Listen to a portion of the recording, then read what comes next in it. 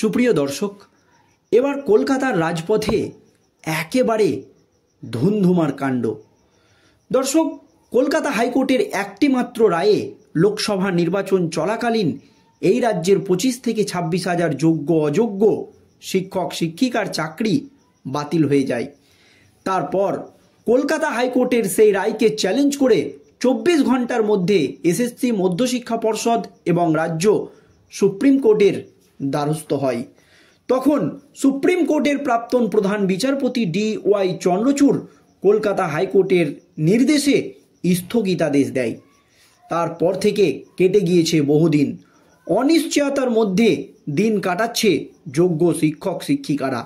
যোগ্য শিক্ষক শিক্ষিকাদের দাবি যে কেন রাজ্যের ভুলের জন্য, এমনকি অযোগ্যদের জন্য তাদেরকে সমস্যার মুখে পড়তে হবে, কেন তাদেরকে তাদের চাকরি জীবন নিয়ে অনিশ্চয়তার মধ্যে দিন কাটাতে হবে, কেন রাজ্য সুপ্রিম কোর্টে যোগ্য এবং অযোগ্যদের লিস্ট দিচ্ছে না।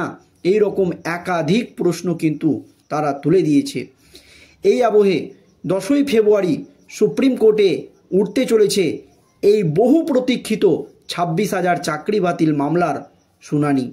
সেই দিনের শুনানির পরই রায় দেবেন সুপ্রিম কোর্টের প্রধান বিচারপতি সঞ্জীব খান্নার নেতৃত্বাধীন ডিভিশন বেঞ্চ।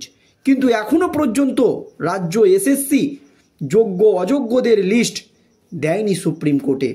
এই আবহে বঞ্চিতদের আইনজীবীদের দাবি যে যোগ্য এবং অযোগ্য কিছুতেই পৃথক করা সম্ভব নয়।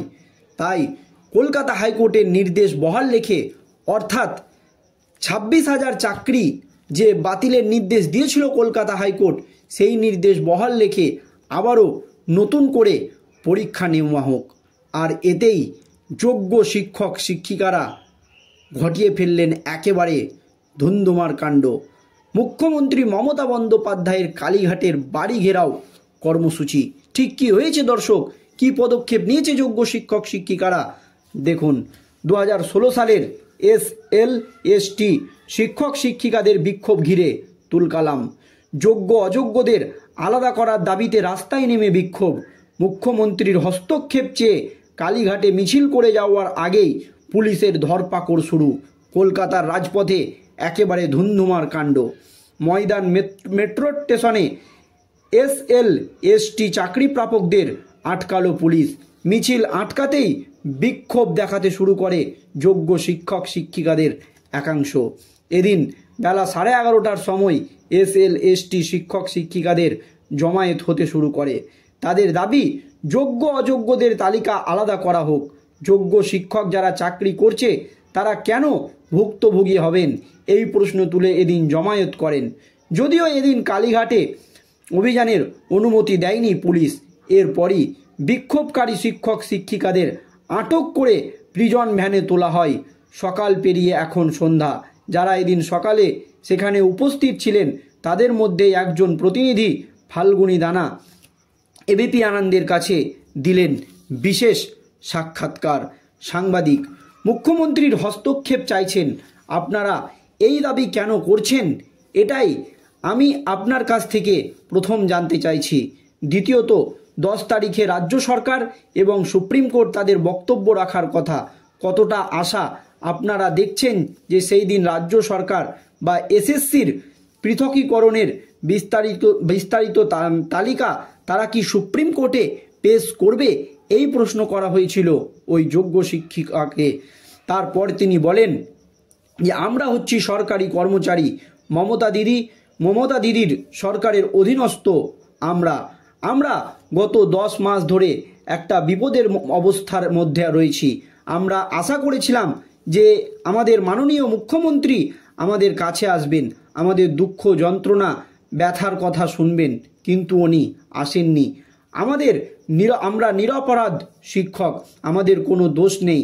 সেই জায়গায় থেকে উনি যখন এলেন না, আমরা ওয়াই চ্যানেলে শীতের রাতে খোলা আকাশের নিচে আমাদের শিশুদের সঙ্গে নিয়ে বসে আছি। উনি যখন এই সব দেখেও এলেন না, তখন আমরা নিজেরা ঠিক করলাম শান্তিপূর্ণভাবে ওনার বাড়ি অর্থাৎ কালীঘাটের বাড়ির কাছে আমরা আমাদের আবেদন নিয়ে যাব। কারণ 10ই ফেব্রুয়ারি শুনানি শুরু হচ্ছে। যার সঙ্গে আমাদের জীবন মৃত্যু জড়িয়ে রয়েছে।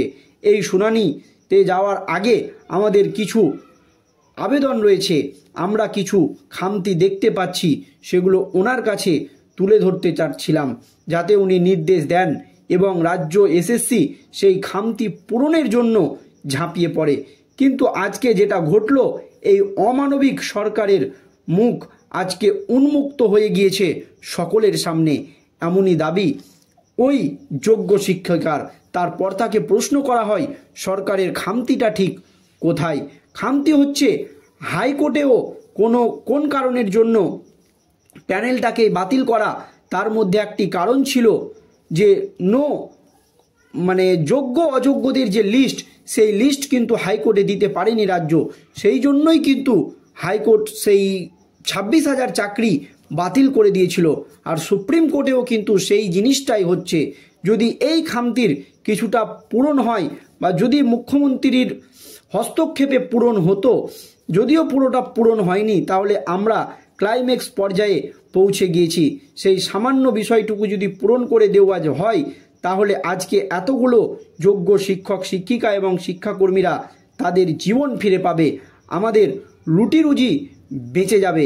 আর এই অমানবিক সরকার আমাদেরকে বিপদের সম্মুখীন করছে।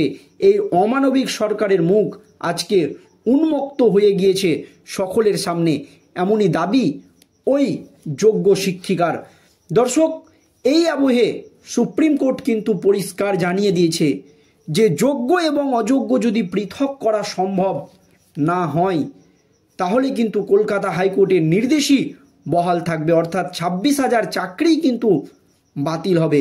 এই আবহে রাজ্য এসএসসি কেন সুপ্রিম কোর্টে যোগ্য এবং অযোগ্যদের তালিকা তুলে দিচ্ছে না, কেন অযোগ্যদের জন্য যোগ্যদেরকে এর ফল ভুগতে হবে, এই প্রশ্ন কিন্তু তুলে দিয়েছে। তাহলে অযোগ্যদের বাঁচানোর জন্যই কি এসএসসি বা রাজ্য সুপ্রিম কোর্টে যোগ্য অযোগ্যদের তালিকা দিচ্ছে না? এই রকম একাধিক প্রশ্ন উঠে গিয়েছে। অযোগ্যরা বা অযোগ্যদের তালিকা যদি দেওয়া হয়, তাহলে কি একাধিক হেভিওয়েট নেতামন্ত্রীরা গ্রেপ্তার হতে পারে? কারণ তাদেরকে জিজ্ঞাসাবাদ করে তারা কোথায় কত টাকা দিয়েছে, এই রকম কিন্তু একাধিক প্রশ্ন উঠে যাচ্ছে দর্শক। আর এই আবহে 10 তারিখ সুপ্রিম কোর্টে কি হতে চলেছে, কি রায় দিতে চলেছেন জাস্টিস খান্না, সেই দিকেই আমাদের নজর থাকবে। ধন্যবাদ।